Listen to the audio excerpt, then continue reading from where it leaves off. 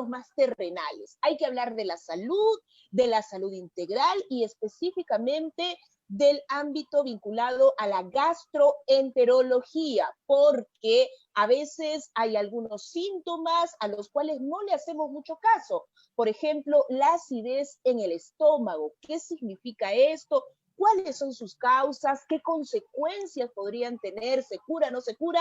De todo eso, Michael, vamos a hablar con nuestro próximo invitado.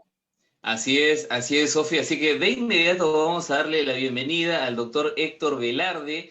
Él es gastroenterólogo para conversar acerca de este importante tema. Además, Sofi, estamos a fin de año y por lo general estas fiestas de fin de año pues se prestan, ¿no? Para generar este tipo de desórdenes, dado cuenta de la cantidad de alimentos que consumimos, y a veces las reuniones, bueno, que antes se hacían, era propicio también para generar este tipo de desorden. Pero vamos a conversar mejor con el especialista para que nos aclare todo tipo de inquietudes. Doctor, ¿qué tal? ¿Cómo está? Muy buenos días. Bienvenido a Nacional.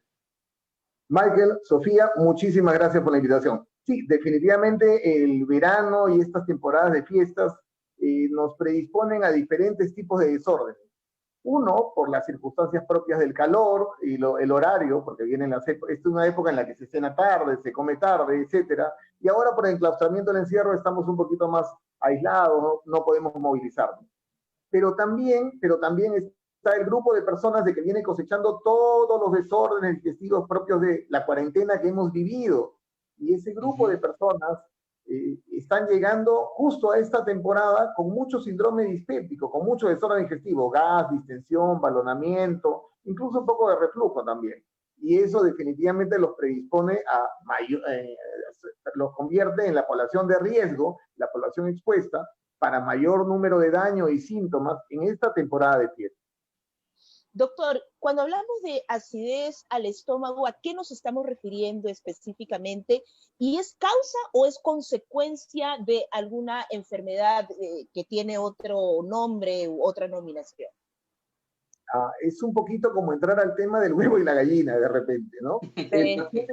El paciente se queja de que tiene problemas de acidez y me dice, sí, tengo vinagrera, tengo un poquito de eructo, siento esa sensación ascendente que quema desde el pecho hacia arriba y se queja por eso. Entonces, motivo por el cual nuestro paciente dice, voy a comer, porque no hay mejor antiácido que la comida, voy a comer para disminuir la sensación de acidez, pero termina comiendo tarde y luego se va a dormir, lo que despierta mayor cantidad de problemas, mayor molestias y el reflujo. Cuando hablamos de reflujo, hablamos de un desorden digestivo en el cual por momentos la digestión se invierte, gotas microscópicas de ácido y restos de alimentos suben desde el estómago o incluso desde el intestino, llegando hacia el esófago, el tubito que lleva la comida de la boca al estómago o incluso a la cavidad oral. Eso genera dolor, sensación de opresión en el pecho, esa sensación típica de acidez, el eructo, la vinagrera que le decimos. Y eso definitivamente nos afecta. Una cosa que tenemos que hacer para prevenir la acidez es tratar de comer a nuestras horas. El último alimento del día tiene que ser 2 horas y media, 3 horas previo al acostarse. A eso decía que estamos más expuestos en esta temporada. Estamos cosechando a los pacientes que, por el tema del sedentarismo, porque están en casa, porque no salen, porque están enclaustrados, terminan teniendo la tentación de la comida a la mano en la casa y cenan muy tarde, y comen tarde y luego se van a dormir. Muchos de ellos ya despertaron su reflujo y están entrando a esta temporada de fiestas y de calor con la cena navideña que es a las 12, con la cena de Año Nuevo que termina siendo a las 12. Entonces, alternativas como esta, de repente, adelantar un poquito la hora de la cena, hacer un poco de más tiempo de sobremesa. Básico, el horario de nuestras comidas es muy importante. Y repito, el último alimento del día, 2 horas y media, 3 horas previo al acostarse. Claro, doctor, y el tema de la acidez y el reflujo, lo que usted nos menciona, ¿pasa por el lado, de repente, por la alta concentración de condimentos o de ajíes que consumimos en esta temporada? Es como cuando vamos a la playa. Si yo voy a la playa, si no he ido a la playa y alguien me pone un par de gotas de limón en la cara, probablemente no me moleste. Pero si yo voy a la playa y estoy totalmente insolado y alguien me pone una sola gota de limón en la cara, Dios, el ardor es terrible. Wow. Exactamente igual en el reflujo. El ácido sube, el contenido de alimentos asciende, inflama el esófago. Y si a esto yo le voy a poner le voy a añadir un alimento irritante, como de repente los ajíes, como de repente el exceso de cebolla, como de repente el exceso de tomate, en ese caso, o el exceso de menta, vamos a tener mayor número de molestias. Por eso decimos, si no hay una molestias tipo reflujo, de repente yo puedo darme el lujo de comer algún alimento un poco más spicy, más condimentado. Pero si yo ya tengo molestias, dolor en el pecho, ardor, la famosa acidez, entonces de repente tengo que descansar de estos alimentos, para que son irritantes, hasta que nos recuperemos, hasta que la mucosa del esófago se recupere con el tratamiento respectivo, indicado por el médico, ¿no? Facultativo o el especialista, y corregir los hábitos, como es básico, la hora de acostarse, último alimento del día, 2 horas y media, 3 horas previo al acostarse. Antes podíamos recomendar al paciente, si cenaba tarde, salir a caminar. Ahora yo no le puedo pedir eso, porque no coincide con toque de queda. Pero tengo las alternativas de decirle, trata de adelantar la hora de la cena para no cenar muy tarde, y evita sobre todo por la noche los alimentos densos, los alimentos que sean de lenta digestión, difíciles de manejar, como el exceso de grasas. Las grasas saturadas no pueden ir en la noche, mariscos, embutidos, las vísceras, ¿no? Y el otro que no puede ir por la noche es el exceso de carbohidratos. Tenemos que limitar los carbohidratos y las harinas por la noche. La noche se ha hecho, es la puerta previa para el descanso. Por lo tanto, ahí nos corresponden alimentos que sean de mucha más sencilla digestión.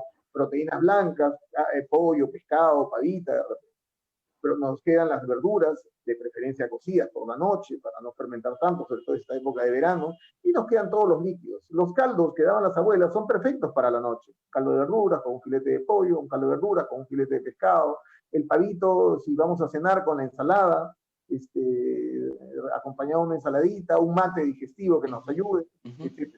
No significa prohibirnos, significa adaptarnos. En cuanto a alimentos irritantes, también podemos adaptarnos. Si la cebolla nos molesta, podemos cambiar la cebolla roja por blanca, pelar el tomate, sancochar el ají, quitarle las venas, solo para darle gusto un poco a la comida. La gastronomía peruana es inmensa. Hay alternativas para poder manejar el sabor sin necesidad de caer en la irritación del esofágico.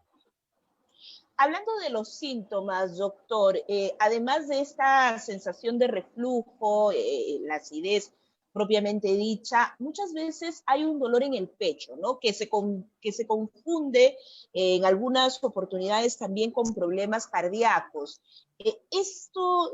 ¿Por qué se da? ¿Por qué hay esa sensación de opresión en el pecho? ¿Cómo diferenciar el hecho de que sea por un problema gastroenterológico a un problema cardíaco? El dolor torácico no cardiogénico, que así lo llamamos, es definitivamente una emergencia. Tenemos un grupo importante de pacientes que son referidos hacia nosotros en la especialidad de gastroenterología por la emergencia. Justamente por eso, son los pacientes que llegan con dolor en el pecho, de mediana edad, con historia que tienen estudio de enzimas cardíacas negativas, estudio de electrocardiograma negativo y todas las pruebas del cardiólogo, y sin embargo acusan este tipo de dolores. Estos son los pacientes que ameritan definitivamente un estudio endoscópico para hacer el diagnóstico, sea de una inflamación esofágica erosiva, es decir, con lesiones que podemos evidentemente, patentemente en la endoscopía observar, o el reflujo no erosivo. A veces las erosiones y el daño es microscópico, pero es la endoscopía el examen indicado para estos pacientes, sobre todo si nuestro paciente ya está en mediana edad, ya pasó los 30, 35. En un país tan prevalente para nosotros como el Perú, donde para el cáncer de estómago, ¿no? Como también como para enfermedades péptica, ulcerosa y duodenal debido a la prevalencia de la bacteria, el Helicobacter pylori.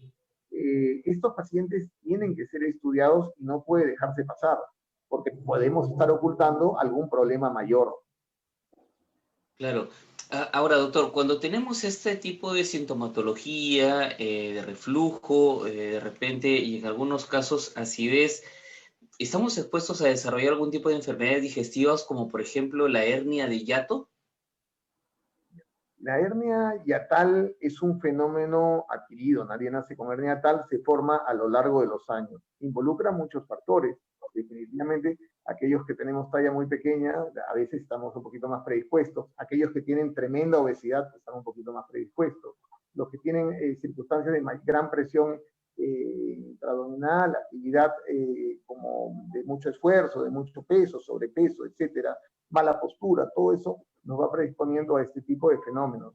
El horario de comida influye, la hernia de hiato nos predispone a hacer reflujo, pero también es cierto de que es una predisposición. Muchas personas caminan por la calle con hernia hiatal y no tienen sintomatología de reflujo debido a que mantienen un horario adecuado de comidas, debido a que tienen una alimentación balanceada y proporcionada de acuerdo a la hora y de acuerdo a la edad. Yo no le puedo pedir a un paciente con hernia hiatal que cene muy tarde. Yo no lo puedo rellenar a un paciente con hernia hiatal con exceso o atiborramiento de comida. Yo no puedo pedirle a un paciente con hernia hiatal que maneje demasiado número de irritantes dentro de la dieta. Sí tengo que pedirle un horario adecuado, una postura adecuada, muchas circunstancias que lo van a ayudar a mejorar la calidad de vida, definitivamente. Entonces, hablamos que los factores de riesgo están vinculados a la alimentación, a el peso que pueda tener la persona, ¿no? La obesidad puede generar algunos condicionamientos para que esto ocurra. Pero también hablemos de tratamiento, doctor. Es decir, ¿la acidez al estómago se cura definitivamente? ¿A qué conduce el tratamiento y qué es lo que podríamos hacer inicialmente? Obvio que hay que ir al médico, pero ¿qué podríamos cambiar en nuestro estilo de vida para no padecer ese tipo de problemas? Definitivamente el reflujo es algo que sea con hernia hiatal o sin hernia hiatal, o sea, con una condición anatómica que nos predisponga al reflujo o sin una condición que nos predisponga al reflujo, amerita la consulta médica y amerita los estudios radiológicos, endoscópicos, los estudios de manometría, porque a veces son problemas en los cuales la contractibilidad, el peristaltismo está alterado o los niveles de acidez están alterados en los diferentes segmentos. Pero también o nos obligan a medidas adecuadas, medidas de medicinas para bloquear el ácido, de manera que de lograr lo que refluya no lastime.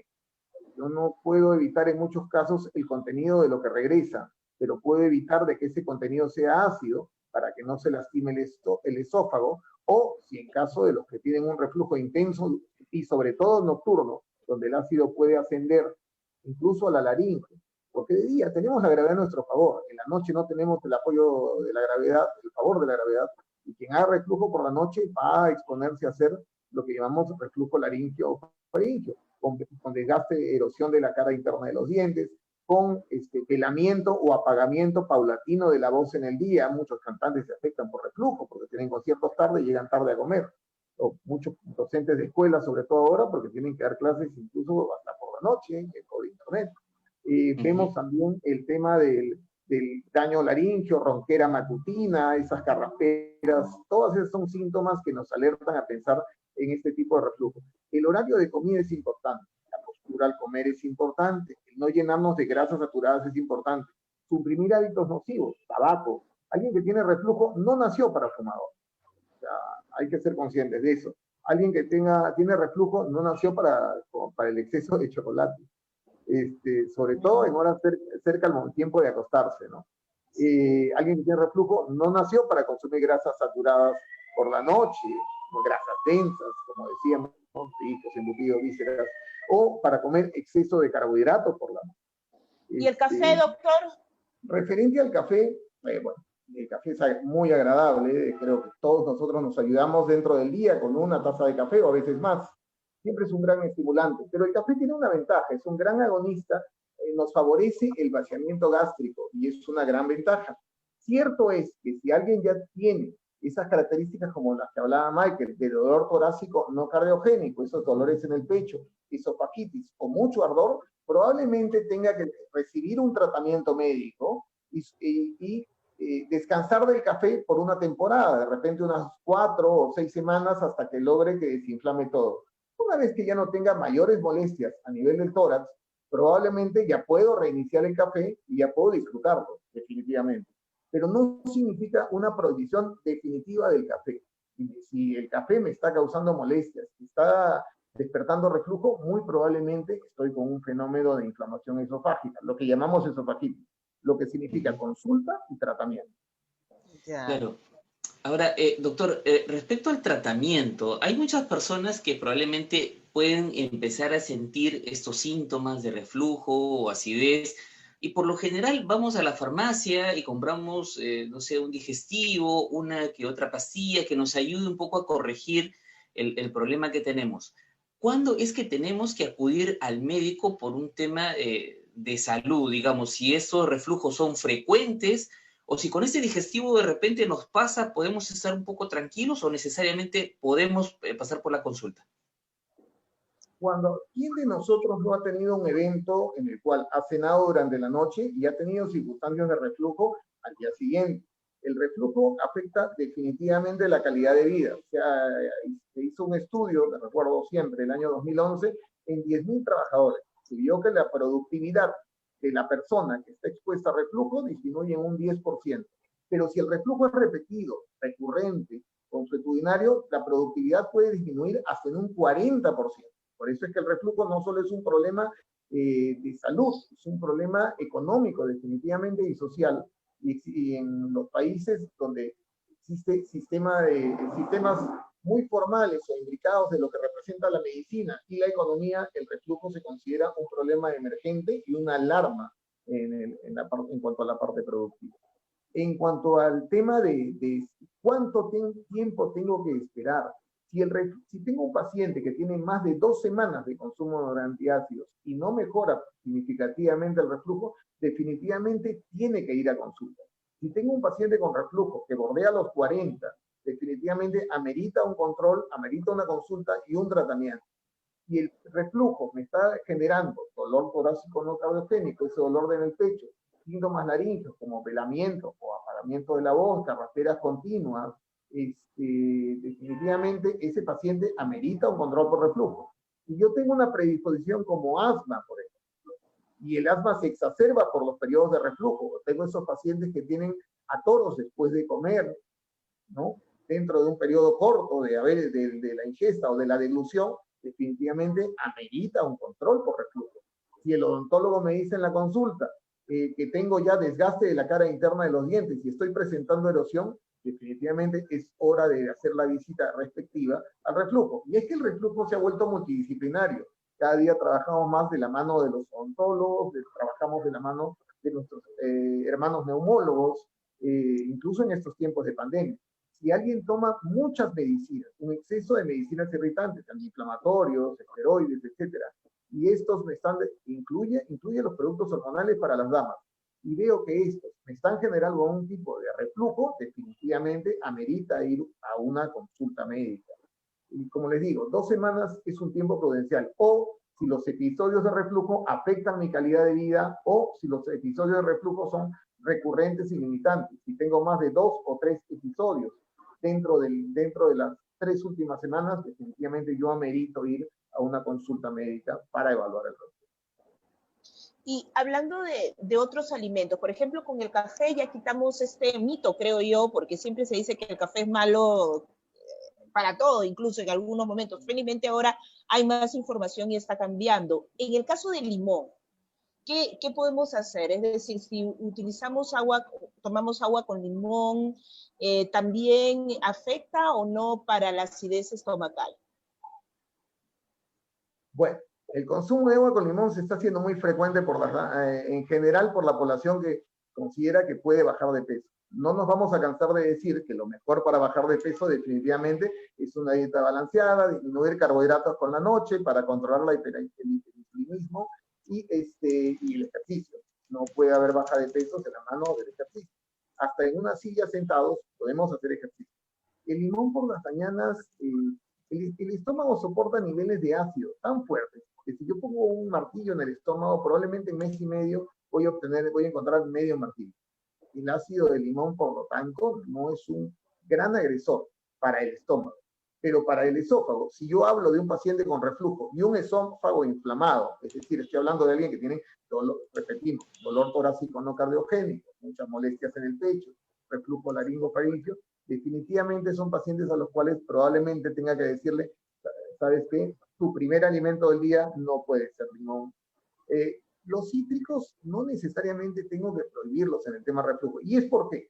Porque para estos pacientes ya iniciamos una medicación y si tengo mi paciente medicado, ya lo puedo reinsertar a una calidad de vida adecuada. Por lo tanto, lo puedo reinsertar a la circunstancia en la cual va a poder ingerir cítricos con mayor tranquilidad.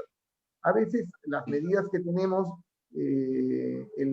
como dicen, el remedio es peor que la enfermedad, y muchas de las medidas que tenemos son muy prohibitivas. El tratamiento adecuado, los horarios de comida y evitar los excesos nocturnos terminan siendo lo que más nos ayuda, las medidas que más nos favorecen dentro del tema de reflujo. Claro que sí. Bueno, definitivamente que hay que cuidarnos, incluso con los hábitos alimenticios, con la cantidad de alimentos también que consumimos. Doctor, le agradecemos infinitamente este tiempo que usted nos ha brindado para poder orientar a nuestros seguidores, a nuestro público. ¿Dónde lo podemos ubicar, doctor? Me encuentro en la clínica Ricardo Palma. De hecho, tenemos todo el arsenal para poder manejar los pacientes con reflujo. Son todos bienvenidos para cualquier consulta o para cualquier orientación. Muchas gracias, doctor Héctor Velarde, por haber estado con nosotros. Y Michael, nos vamos rápidamente a un corte y volvemos con más aquí en ¿Qué hacer?